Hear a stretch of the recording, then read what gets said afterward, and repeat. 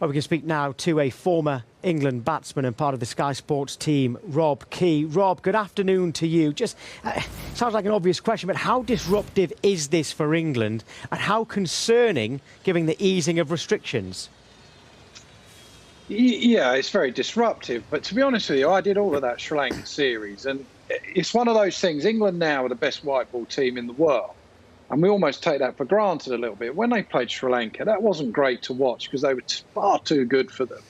So I'm quite excited, actually, to see some new players come in, to see someone else get an opportunity. I know Pakistan are a better team than Sri Lanka, so it is disruptive. But I tell you what, I'm quite looking forward to it. I think it's going to be a good series against Pakistan, and I want to see some of the new talent.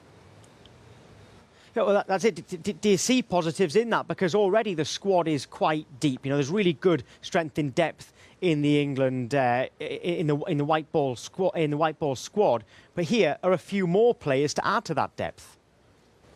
Yeah, and you think at some stage some good will come out of it, really. When you talk about planning for the future and all of that type of stuff, this white ball squad has been near impossible to get in. And all of a sudden now you're going to see the likes of Phil Saul, Zach Crawley, people like that. Bryden Cass is going to get a game, you'd think, at some stage. So I think in a way it's quite exciting. They play so much white ball cricket. T20 cricket, they've got the World Cup coming up. And I know there's qualification for the 50-over World Cup in the future, and this is all part of it. But I think in the end, this will end up benefiting England in the long run. It's just probably been an absolute nightmare for administrators and the ECB, and they've done everything absolutely as they should do.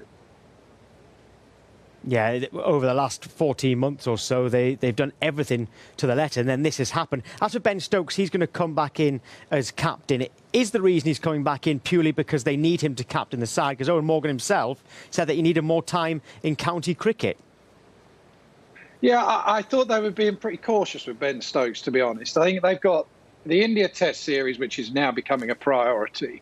And then they've got the Ashes, the World T20, stuff like that. So they didn't want to rush him back. But let's be honest, if he's going to be playing four-day cricket for Durham and playing in the Blast, as he has done for the last month, he can play for England. I don't see it as an issue in any way. I think actually it would have been wrong had they not called him back. And it's obviously a pretty extraordinary circumstance. So, you know, why not get him back? Not just for the fact he should captain. I actually thought Ben Stokes should have been there in the first place. If he's going to play for Durham, he should pretty much play for England, I reckon. Well, it is a brand new squad, but still no Alex Hales. Does that spell the end of his international career?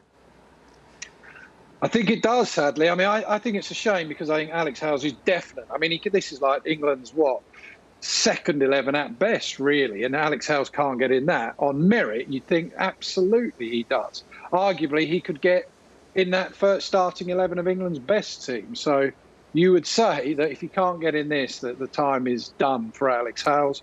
You know, whether people agree with that or not, you know, in my opinion, he served his time and he should be allowed to come back, but they don't see it the same.